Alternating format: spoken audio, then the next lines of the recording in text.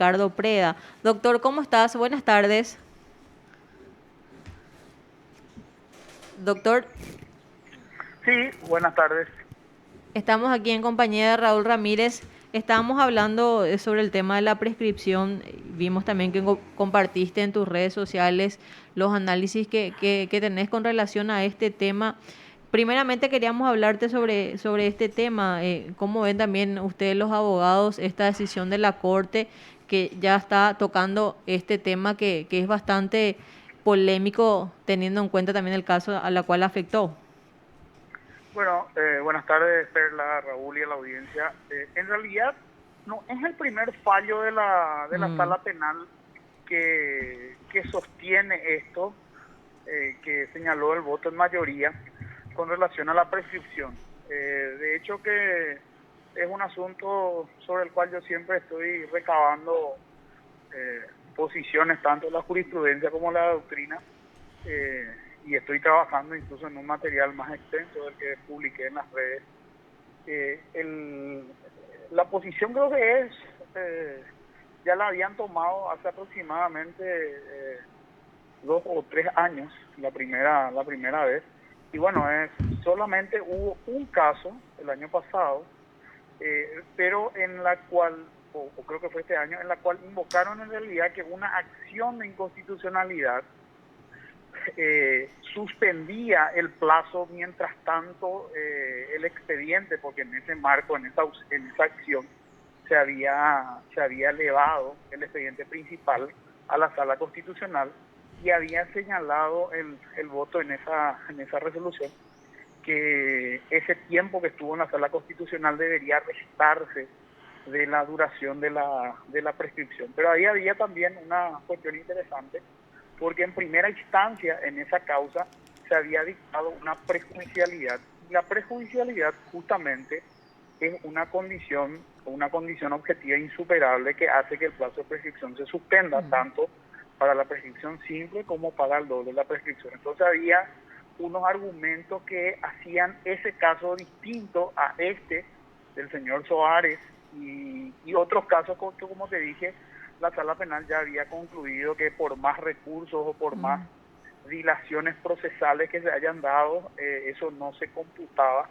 a los fines del plazo de prescripción, con lo cual yo estoy totalmente de acuerdo. Doctor, y con relación a los plazos muertos, ¿eso está estipulado o no? No, no, eso es un argumento que utilizó la sala penal en su integración anterior para Mm, tratar de salvar el famoso caso de DNT.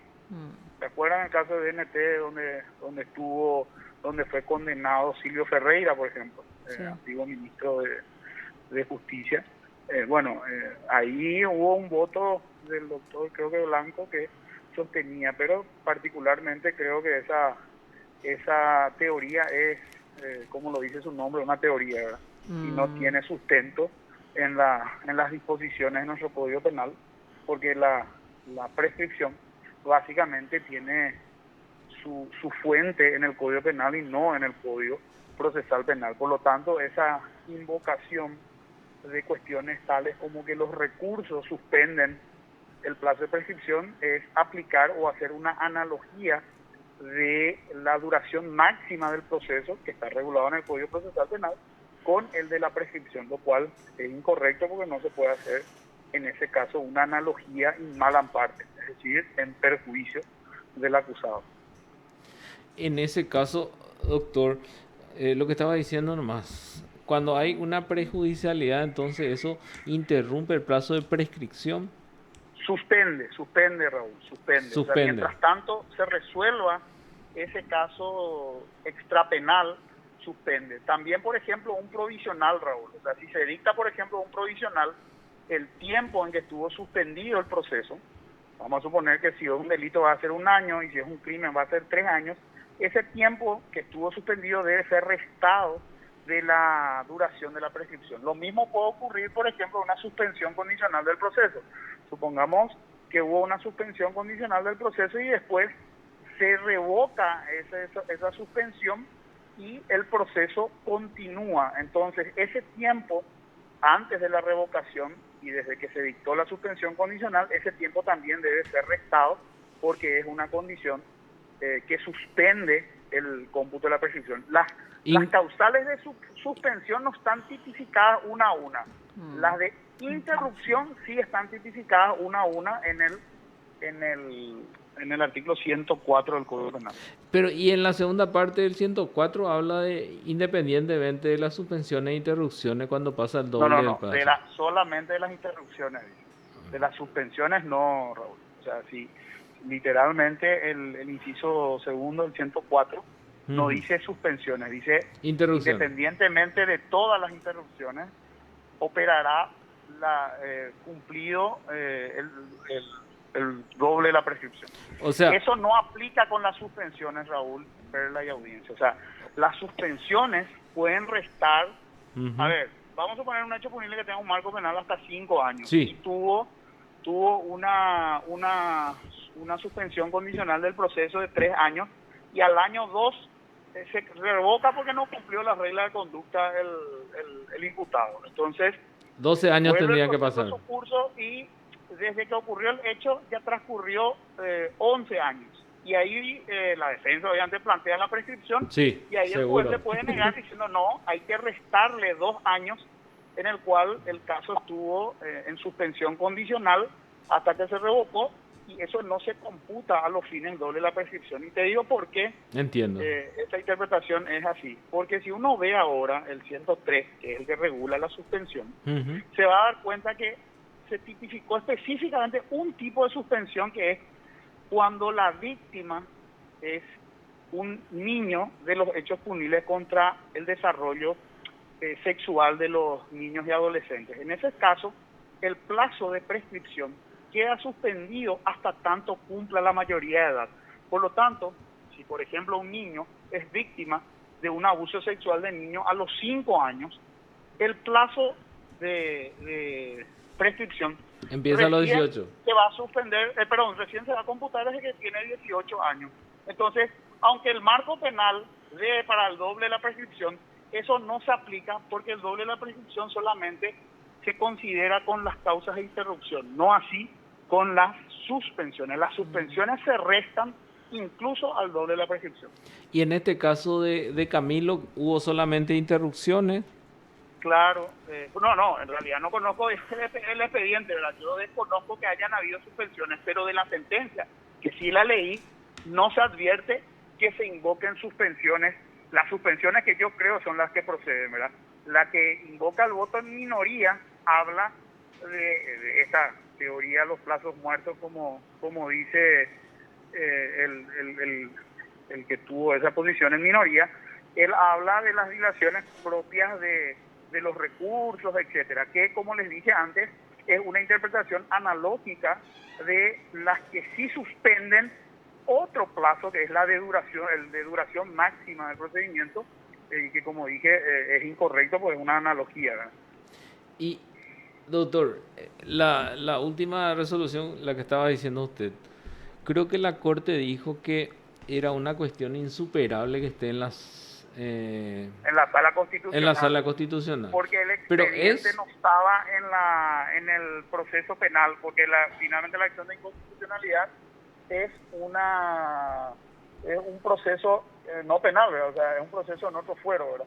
Pero doctor, lo que digo nomás, la sala penal, la sala constitucional tiene el expediente, sala acá compulsa y envía otra vez. Ocurrió ya así en el caso de, por ejemplo, el operativo Berilo. Sí, está claro, yo no estoy de acuerdo con ese fallo de la sala penal que rechazó en ese caso la prescripción, Raúl. O sea, en ese caso no comparto la posición. Yo creo que ese caso también estaba prescrito, en ese caso que te estoy diciendo. Yo simplemente te repito lo que dijo la sala penal. En ese caso, para mí ese caso también debía haber prescrito la prescripción, porque yo creo que esté en otra sala del sistema judicial, eso no, si no tiene un efecto suspensivo en el proceso penal, no puede tener el efecto suspensivo de la prescripción. Sí lo tendría, por ejemplo, si se tiene una medida cautelar que suspende los efectos. En ese caso sí, porque operaría igualmente que una causa, que es una cuestión prejudicial, Raúl. Si es que tiene una medida cautelar de suspensión. Ahí sí, porque ahí yo tengo que esperar que se resuelva la acción de inconstitucionalidad para que el proceso penal continúe. Pero si se trata de una cuestión estrictamente material, de una cuestión de si el expediente dónde está físicamente, pero no que jurídicamente haya un impedimento para que el proceso penal continúe, entonces desde mi perspectiva, en ese caso, el plazo de prescripción no se suspende. En el caso del operativo Berilo, hay una acción de inconstitucionalidad de la Fiscalía con respecto a una resolución del Tribunal de Apelación. Ahí la Corte dictó la suspensión del proceso hasta que ellos resuelvan. De eso hace 2 años. En ese caso sí tendría una cuestión como la de prejudicialidad. ¿Por qué? Porque el proceso penal está suspendido. O sea, no puede continuar el proceso penal por el juicio en el marco del proceso de la acción de inconstitucionalidad, con lo cual ahí sí se puede hablar de una suspensión. Ese proceso, el cual te dije, donde la sala penal rechazó la prescripción, en ese caso no había suspensión de efectos por parte de la sala constitucional. Pero el expediente nomás físicamente estaba en la sala constitucional. Pero esta suspensión no se aplica a las medidas cautelares. No a las medidas cautelares del proceso penal. No, digo, que se dicta en el marco del... Digo nomás, doctor, porque de repente el procesado sigue preso hasta que la sala constitucional dicte una resolución. Eso es esa es la medida cautelar del proceso penal. Yo me refiero entiendo. a la medida cautelar de la sala constitucional en cuanto a los efectos que tiene en el proceso, que obviamente no es el de la acción, que se suspende ese proceso. O sea, no, entiendo eso, doctor. Sería un penal. Entiendo eso. Lo que yo le digo nomás es que independientemente de esa medida cautelar de la Corte que suspende el proceso, igual nomás los plazos con respecto a las medidas cautelares tendrían que verse. O sea, no puedes tenerle a uno más de la pena porque la Corte no resuelve. Eso es lo que te quería decir, Tomás, doctor. Sí. No, la posición creo que en este caso, independiente de la polémica que genere y que uno pueda hablar de impunidad, yo particularmente no conozco el fondo del asunto, pero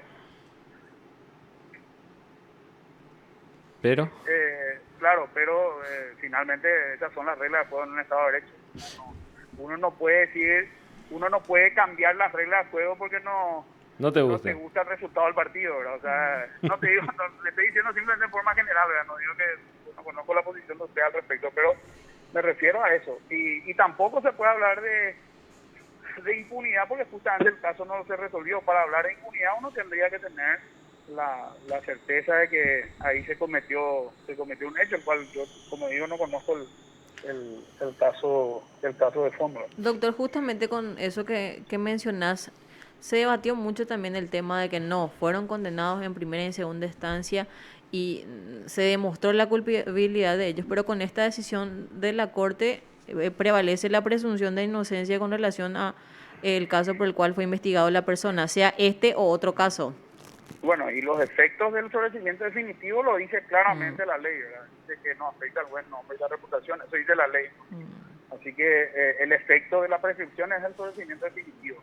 Y así que no se puede hablar de que porque hubo una condena en 2 instancias se puede decir de que ellos son culpables, porque eso no es lo que dice la ley, ¿verdad? O sea, y aclaro, ni siquiera los conozco a las dos personas, ¿verdad? Que fueron, porque creo que fueron 2 personas y porque estaba viendo por las redes las discusiones al respecto de este caso, ¿verdad? Así que, pero no los conozco. El efecto que dice el Código Procesal Penal del sobreseimiento definitivo es que no afecta al buen nombre y la reputación, lo cual, bueno, yo siempre suelo discutir eso es una cuestión de la ley, ¿verdad? Que la ley establece ese efecto. En realidad el efecto es que una persona no ha sido condenada, es decir, es un veredicto, digamos, de un obstáculo que impide sancionar a un sujeto. Eso es básicamente la prescripción. Más que eso no es. Ni es una declaración que dice que un sujeto es inocente, ni tampoco las condenas en instancias anteriores significa que el sujeto es culpable. Ni lo uno ni lo otro. En realidad es un obstáculo que impide aplicarle una sanción a una persona.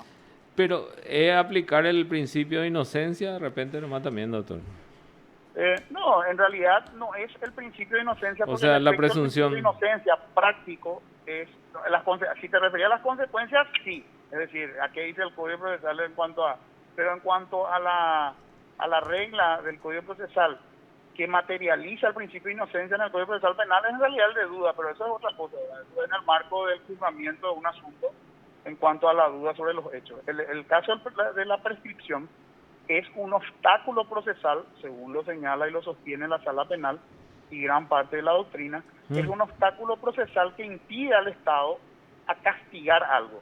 No se refiere a una cuestión de presunción de inocencia, de si la persona hay una duda de si es culpable o inocente, sino se refiere simplemente a que el Estado no puede, digamos, aplicar una pena con un tiempo que diste mucho entre el suceso y la aplicación de la pena, básicamente. Es No, una lo que cuestión de digo, que cada Estado adopta según sus disposiciones internas.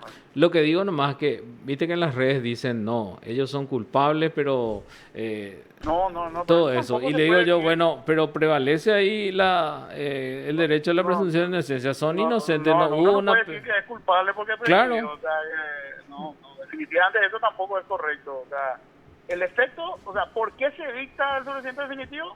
Porque es un obstáculo procesal, está bien, esa no es una declaración de inocencia, en eso podemos estar de acuerdo, pero tampoco que el hecho haya prescripto significa que porque hubo condenas en instancias anteriores el sujeto sea culpable y solamente se benefició de una prescripción, porque esa cuestión nunca más ya la vamos a poder resolver porque se fueron sobreseídos por prescripción, así que si realmente son culpables es algo que ya no se va a poder dirimir, ¿verdad? y Porque aparte, eso pero la solamente sentencia, sería en caso de una sentencia firme y claro, definitivamente de sentencia firme no hubo. no quedó firme nunca la sentencia. Sí, claro, entonces no porque hay dos sentencias previas, porque hay dos sentencias previas ya alguien es culpable.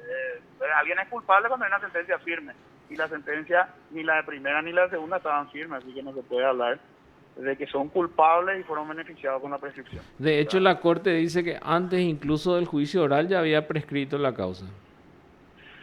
sí, leí la resolución, lo cual eso denota muchas veces cómo los órganos inferiores no se animan a dictar decisiones conforme a la ley porque seguramente tienen miedo a que sean acusados de que están dando impunidad y en realidad en un Estado de Derecho los operadores del sistema deben aplicar la ley, le guste al público o no le gusta al público, si no va a ser como el director técnico, sabe, ¿verdad? Que hace lo que pide el público nomás y no lo que él cree que hay que hacer para el Doctor, antes de irnos sobre el tema por el cual realmente te llamamos, el juicio oral a los exministros Sindulfo Blanco y Víctor Núñez, finalmente, ¿qué es lo que pasó con relación a este caso?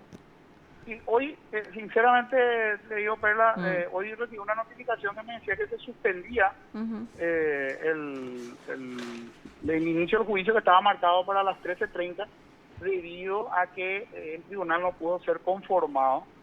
Según la gente que trabaja en la oficina, que estaban haciendo el seguimiento del asunto, se habían sorteado la semana anterior eh, dos miembros, uno titular y uno suplente, los cuales aparentemente se inhibieron nuevamente. Nosotros ni siquiera recibimos aún la notificación de esa integración y yo creo que no recibimos obviamente porque se inhibieron, ¿verdad? O sea, no quedó, digamos, firme la integración de ellos y entiendo yo que ayer se inhibió la doctora Cristioni, que era la titular, la presidenta del tribunal, se inhibió porque entiendo que ayer recién se reincorporó posterior a un juicio donde justamente, posterior a un permiso de maternidad y justamente ayer otros integrantes del estudio estaban como querellantes en el caso del señor Ramón González Daer y ella presidía ese tribunal. Así que ayer se reincorporó y se inhibió de participar en el caso del ex ministro de la Corte, Sindulfo Blanco,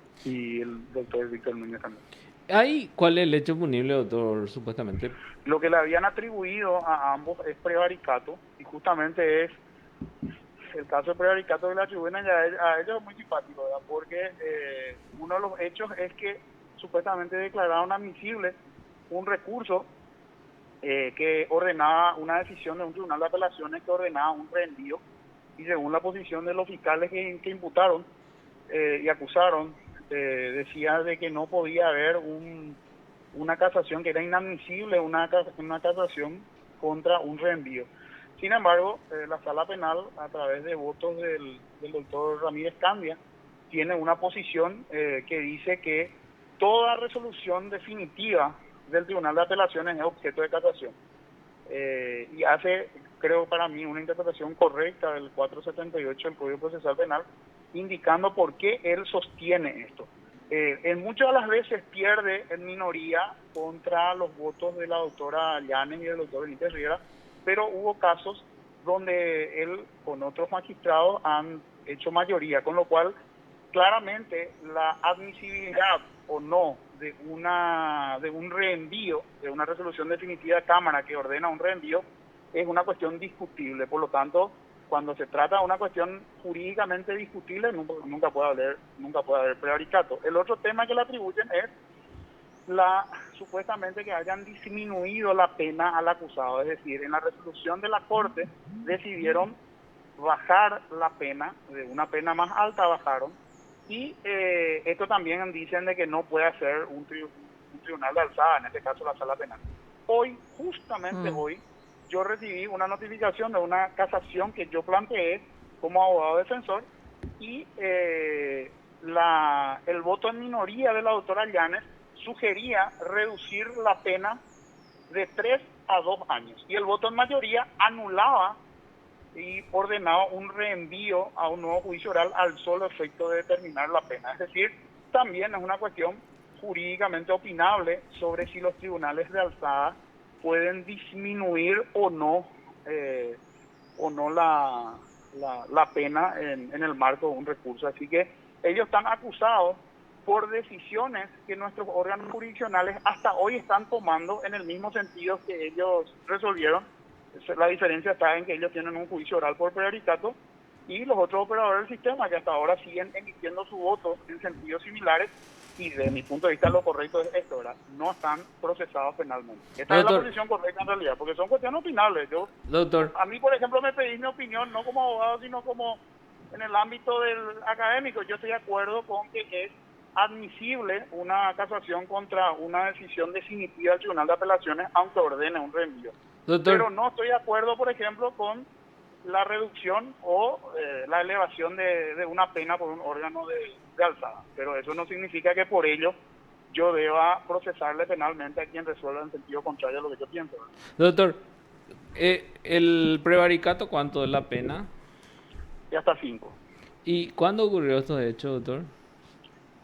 Realmente no tengo y no estoy en la oficina, te soy sincero. Raúl ya quiere ya que prescriba esto, ¿verdad? No, pero no, hace rato ya no tengo en mente la fecha de que ocurrió el hecho, porque estoy llegando a una reunión y no tengo a mano la acusación. De todos modos, doctor, ¿qué te iba a decir? Supimos que el ministro Manuel Ramírez Candia es testigo en esta causa. Sí. Nosotros le habíamos ofrecido justamente para que él explique su posición acerca de por qué es admisible una casación, o por qué sí es objeto de casación una sentencia definitiva del Tribunal de Apelaciones, aunque ordene un reenvío. Doctor, este caso nomás me hace acordar de la reciente resolución en contra del Paraguay en la Corte Interamericana de Derechos Humanos, cuando habla de que, en este caso decía, el Congreso se atribuyó ¿cómo se llama? Ellos analizaban los fallos. No, lo que ellos le acusaban eran fallos judiciales, interpretación de la ley, interpretación de los hechos, decía. Y prácticamente eso es lo que está haciendo la Fiscalía entonces, ¿verdad? Y sí, realmente es inaceptable esta acusación de prevaricato, y te lo digo no por una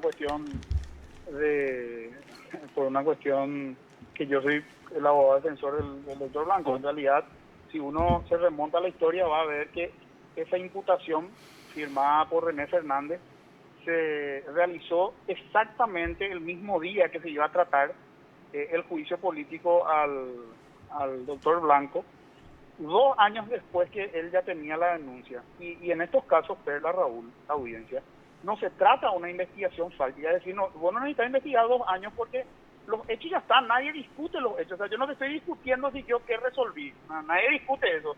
La cuestión está, ¿es punible o no es punible nomás? Y durante 2 años tuvo eso en sus manos René Fernández y aquí imputó 2014. el día que se trataba del juicio político, donde sabemos que el gobierno de turno en ese momento apoyaba el juicio político contra el doctor Blanco. Entonces, hay que ver también las posiciones de las personas en los momentos históricos y ver si realmente tenían el carácter para ejercer los cargos que ejercieron, ¿verdad?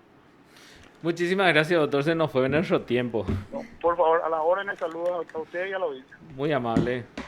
Te informó PDS Radio TV Digital. 2016, Raúl, es la imputación. Sí, pero dijo, se imputó 2 años después de tener la denuncia. Quiere decir que la denuncia es del Fue el 2014. 2014.